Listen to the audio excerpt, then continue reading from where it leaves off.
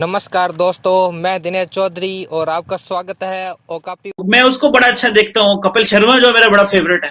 और वो एक उसमें आता है वो एक बच्चा यादव है, वो बड़ा मेरा फेवरेट है। मैं उसको घंटे घंटे देखता रहता हूँ। उसकी मजाक और शुगल बड़ा मजा आता रहता है। मेरे जी, सब ये सॉफ्ट पावर है इंडिया का, ये बहुत बड़ी स्ट्रेंथ है, इसमें कोई शक नहीं है। मुझे याद है जी, कि वो जब शाहरुख खान छमक छल्लो का गाना बना रहा था, तो रशियन प्रेसिडेंट उस सेट पे आया था।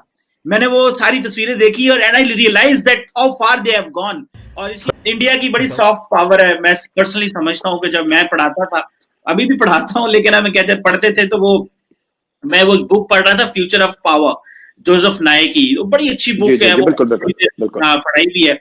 तो उसमें जब इंडिया का उसने जिक्र किया, तो उसने उसका जो सबसे पहले जिक्र किया, आपकी मोशन पिक्चर इंडस्ट्री का जिक्र किया कि भाई ये जो है ना 1000 से ज्यादा मूवीज बनाते हैं। और ये भी, और फ्रैंकली स्पीकिंग, मुझे हम पाकिस्तानी भी बहुत सारी चीजें देखते हैं, आदी हो गए हैं, लेकिन इंडिया के भी हम बहुत ज्यादा शोज देखते हैं जिसमें मूवीज होती हैं। मैं नेटफ्लिक्स पे कभी रात को सोने से पहले कोई लगाओ यार क्या चल रहा है आजकल, वो मैं देख रहा हूँ, वो एक बॉय है क्या, लड़की है वो, जिसने को किसिंग की थी, वहां पे सीन आया, तो वो बड़ा कंट्रोवर्सी चल गई वहां पे।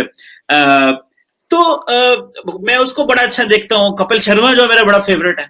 और वो एक उसमें आता है वो एक बच्चा यादव है, वो बड़ा मेरा फेवरेट है। मैं उसको घंटे घंटे देखता रहता हूँ। उसकी मजाक और शुगल बड़ा मजा आता रहता है। मेरे जी, सब ये सॉफ्ट पावर है इंडिया का, ये बहुत बड़ी स्ट्रेंथ है, इसमें कोई शक नहीं है। मुझे याद है जी, कि वो जब शाहरुख खान छमक छल्लो का गाना बना रहा था, तो रशियन प्रेसिडेंट उस सेट पे आया था।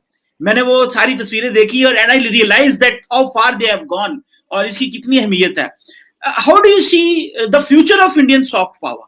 आप क्या समझते हैं कि आपकी सॉफ्ट पावर जो है वो इसी तरह उसी पेस से चल रही है, और उसमें क्या नए कुछ जाविये आए हैं, या आप हमें बताएं इंडियन सॉफ्ट पावर के बारे में? क्योंकि मैं तो वैसे तो बहुत सारी चीजें, सोसाइटी भी होता है, कल्चर है, स्पोर्ट्स है, एजुकेशन है, वैल्यूज होती हैं, बहुत कुछ होता है दैट कम्स इन जी, सॉफ्ट पावर। लेकिन मैंने एक चीज का जिक्र किया, लेकिन how do you see soft power under prime minister Modi?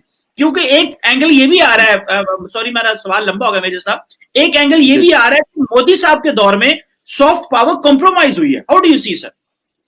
उन्होंने सॉफ्ट पावर को इंस्टीट्यूशनलाइज कर दिया मोदी साहब ने। पहले उसको इंस्टीट्यूशनलाइज नहीं था। जैसे फॉर एग्जांपल यूएन में उन्होंने करवा दिया वर्ल्ड योगा डे।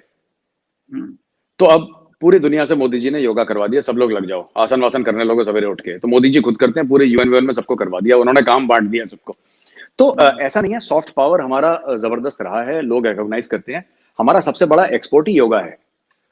और पीपल डू इट, वो चेंज करके किसी ने विक्रम योगा कर दिया, किसी ने पावर योगा कर दिया, किसी ने जो कर दिया, बट ये हो रहा है।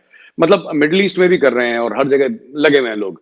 और एक और चीज है कि जो आपने फिल्मों की बात करी ना, द फ्यूचर ऑफ पावर, आपने किताब का जो हवाला दिया और फिल्म है, अब यह है कि वर्ल्ड के टॉप स्टूडियोज हैं, चाहे वो डिज्नी है, चाहे वो फॉक्स स्टूडियोज हैं, चाहे वो और भी बड़े बड़े जो हॉलीवुड के स्टूडियोज हैं, they have come to India.